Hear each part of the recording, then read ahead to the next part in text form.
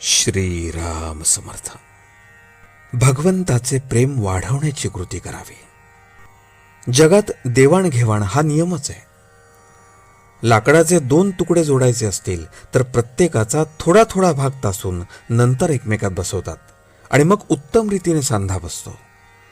त्याप्रमाणे प्रत्येक माणसाने आपापले दोष जर थोडे थोडे तासून टाकले तर परस्पर प्रेमाचा सांधा खात्रीने उत्तम बसेल. याकरता विचाराने आणि काळजीने वागणे जरूर आहे. घरामध्ये काय किंवा बाहेर काय, प्रेमाचा धाक असावा, भीतीचा धाक असू नये. जसे आई आणि मुलांचे प्रेम असते तसे भगवंताचे प्रेम लावावे आणि त्याप्रमाणे आपण वर्तन ठेवावे. असा नियम आहे की ज्याला आतबाहेर भगवंताचे प्रेम आले तो भजनामध्ये नाचत असताना त्याचा स्पर्श दुसऱ्याला झाला की तोही भगवंताच्या प्रेमाने नाचू लागतो. भगवंताचे प्रेम हे एक मोठे वेड आहे. ते ज्याला लाभेल तो भाग्याचा खरा. एक भगवंताचे प्रेम लागले की वाणीमध्ये सर्व चांगले गुण येतात.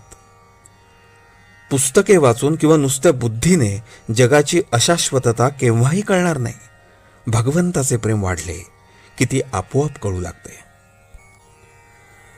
एखाद्या माणसाचे तोंड आल्यावर पोटामध्ये भूक असून सुद्धा त्याला खाता येत नाही किंवा अन्नाला चव लागत नाही.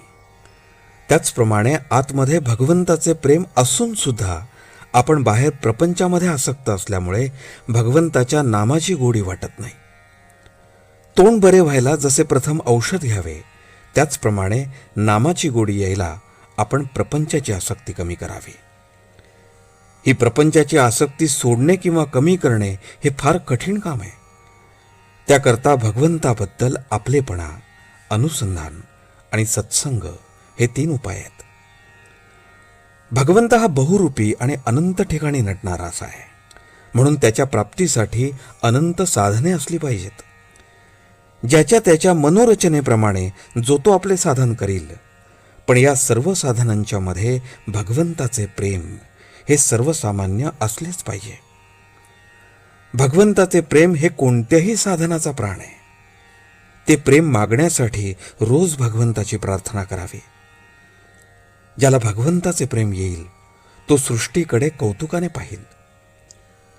खरोखर भगवंताचे प्रेम एकदा चिकटले की त्याच्या आड दुसरे काहीही येऊ शकत नाही. भगवंताच्या नामाला नीती हे पथ्य आहे. ते सांभाळून जो वागेल त्याचे भगवंतावरचे प्रेम वाढेल. भगवंतावर अत्यंत निष्ठा ठेवा, प्रेम ठेवा. भगवंत हा कष्टसाध्य नसून सुलभ साध्य आहे. जो हीनाहून हीन आणि अडाण्यातल्या अडाणी आहे त्याला सुद्धा मिळणारा असा भगवंत आहे. आजचे बोधवचन. ज्याला भगवंताचे प्रेम यावे असे वाटते त्याने नाम घेणे हाच एक मार्ग आहे. जानकी जीवन स्मरण. जय जय राम.